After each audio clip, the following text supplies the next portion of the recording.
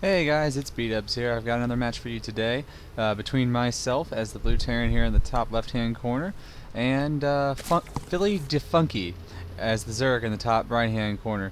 You might recall earlier that I discussed a build that involves a 2 racks or that basically involves a 2 racks pressure on the Zerg followed by an aggressive number of command centers, typically 3 or so command centers going down.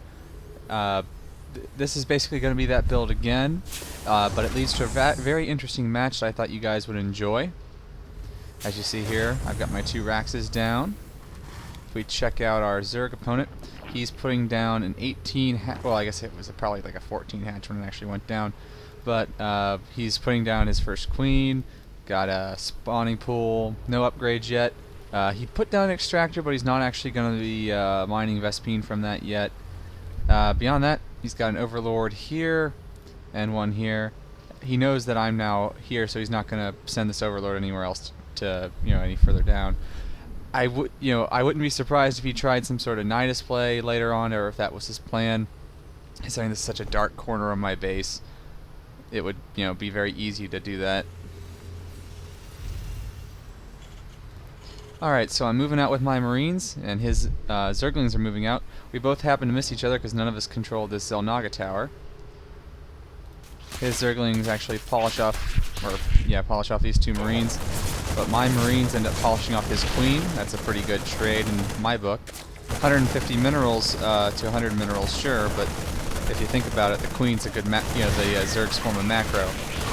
Now, I let my Marines get surrounded here, and his 5 lings end up surviving. And I believe here in a second I'm going to send in another wave of Marines. As I mentioned earlier, the whole point of this early pressure is to keep doing it until their speed is upgraded, keep allowing you to get surrounded a little less easily, and it forces your opponent to make all these Zerglings rather than drones, so they don't get ahead of you in economy so much. If we look at the unit count, I'm at 22 SCVs to his 18 drones. My army's a heck of a lot smaller because I ended up sacrificing it more or less to his lings, but it's given me an economic advantage to the Zerg, and of course Zerg being the macro race, it's a bit of a big deal, especially for Terran, if he can keep equal or above the drone count of his opponent. Now they're going to poke up to my base a little bit, see what I'm doing. If we check here, he's seen that I'm making a bunker, another barracks, and I've made some basically just a standard wall off there, the weak point being that supply depot. He's going to head back into his base here, and let's see if we check his production tab. He's putting down a baneling nest, his speed is almost done, and he's getting out his queens again. And he's going to be transferring this queen down here so he can start macroing up a little more.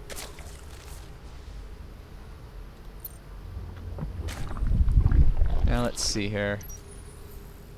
I've got 34 supply to his 44, but he's actually supply blocked himself. He's trying to get some overlords out. I've actually gone a little bit of overkill. I've got a total of 65 open, yet not producing. This is actually the weakness of this particular build that I'm running, is that after you've done that pressure, it's your goal to pretty much turtle up with all of these orbital commands and just survive any pressure that the Zerg sends your way. It's basically, the ball's in the Zerg's court here. I've done this massive economic investment, and if he doesn't do anything about it, then he's going to suffer when I have all 6 of these barracks online and all 3 of these orbital commands spewing out mules, which supersaturate these mineral lines. So he's going to counter here, do a standard Baneling bust.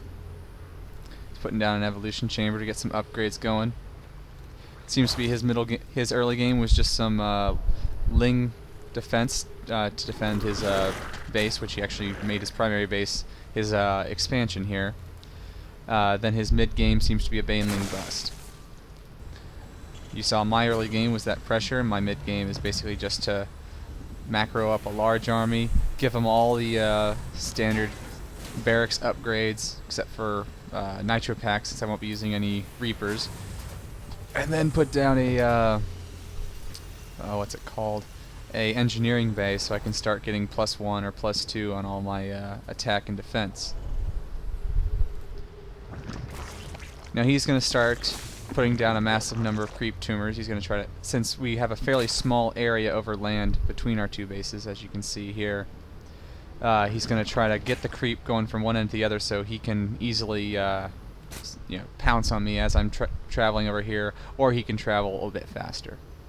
Now you'll see, since he hasn't attacked me, the small supply advantage he had over me is now gone. He's at 66 supply and I'm at 73, and I'm pushing out. Still don't have the stim pack. That won't be coming or now it's actually just coming down, so I'm timing this very well. Here in 2 seconds, stim's down. I got hit by a bunch of banelings. Took out his queen though. Didn't do a very good marine spread there. He ended up getting a lot of damage on that baneling attack. But I'm back in his base again, and I'm going to take out these 2 queens and a bunch of his drones.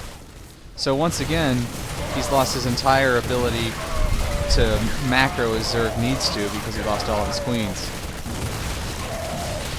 So despite the fact I didn't actually do any damage, and I did a poor job on that attack spreading my marines, and I microed these guys horribly, I did enough damage to justify that attack. In fact, if we look at units lost, I'm actually, I lost about 125 more than he did in terms of resources, yet the fact that he lost all 3 of his queens, as I said, is definitely a big enough blow to justify the attack.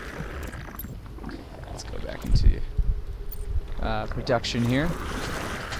So yeah, he's trying to set up another baneling bust. He knows that I'm using mostly marines, with a few marauders in between.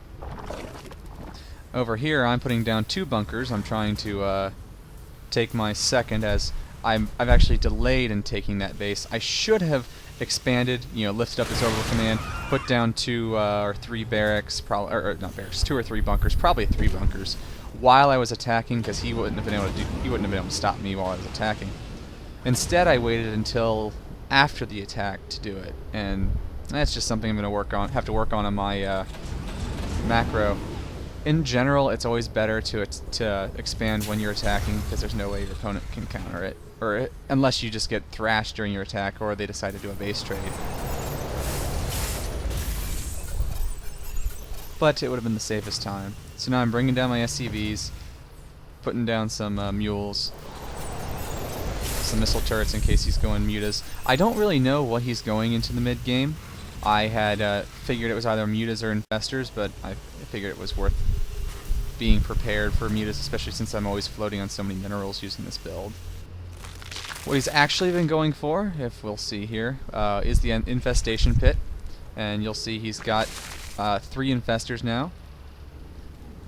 2 of them have enough energy to do, or one. Well, actually, they only have enough energy for 1 fungal piece right now. He's got a lot of banelings, and he's also taking those spine crawlers and using that creep that he's been spreading. He's going to be placing them down right here. Now I'm going to see that. I'm like, well, that's weird. So I bring my guys down, and then here comes his army, and he immediately baneling busts my army, taking down one of my 2 bunkers. Luckily, not both of them. Otherwise, it would have been over right here. He gets those banelings into my base, taking off about, well, actually not killing all my SCVs, about half of them maybe. He ends up losing another queen to that bunker, and that spine crawler is going to take a bunch of damage from that bunker because he tried to burrow it right in front of it. Now he's going to start fungaling all of my marines. Luckily, I've got a couple of these medevacs up. These end up being pretty much the reason I survived this whole fight. He fungals my marines again. Just seems like I'm screwed, but you see I've got all these barracks lined up, so as long as he doesn't get into my main or destroy this command, I'm in good shape. Now, I think Red made a mistake here. The Zerg player has about 1,000 minerals and 1,000 Vespene gas lying about. I mean, he's he lost all of his queens in that attack and in my attack, so except for that one, so that might be a reason why he's unable to do more. But if he had been able to produce more units, he should have beaten me here. But you're going to see, I'm pretty much hanging on by the skin of my teeth. I mean, I've got, what, 8 Marines at this point? And I just barely take down that spine crawler.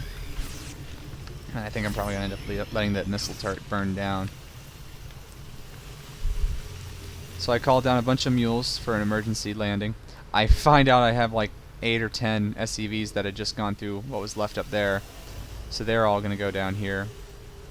And I'm using all of my 3 or 4 command centers in order to restock myself. Now what's he doing? He's setting up a roach warren and infestor pit. I'm bringing in my last like 10 or 12 Marines and last, I guess, a really gutsy attempt to try to do something. He fungals them like 3 times. The medevacs, as I said, are heroes here. These Marines survived now 4 or 5 fungals, 6 fungals.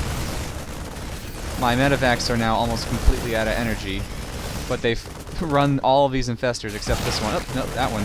They've run all of these infestors out of energy.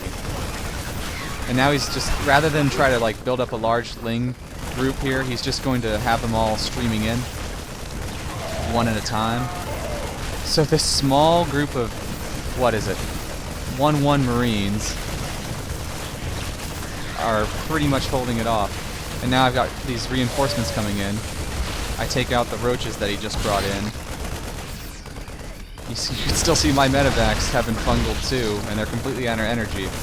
But at this point, my Marines have just enough health, and they get through his lair tech. I mean, at this point, he ends up quitting the game. There really wasn't much more he could do. He had a macro hatchery. He only ever got 1 queen back after losing all those queens. Somehow I end up beating him. I knew the whole time that if I didn't attack right then, I probably would have lost. As you can see, he was sitting on 1,000 minerals and 900 Vespian. If he had his queens, if they had survived that attack, or if he had just been able to spend that better, perhaps if, I don't know, if he had gone into mutas or ultras or something, he may have been able to finish me off. But I got lucky. I guess he felt pressured in having to attack me due to the fact that I took this secondary base, and he had known that that he was on 2 bases, and his options were either try to expand or take me out right then and there when I was vulnerable. Since I had been pressuring him that whole time, and he had been on his back foot the whole time, I guess he decided it was in his best interest to try to take me out right there when I was vulnerable, rather than try to expand and take the game in longer, as I had a better economy and a better army than he did. It was an interesting game. I hope you guys liked it. I'll see you guys later. Peace.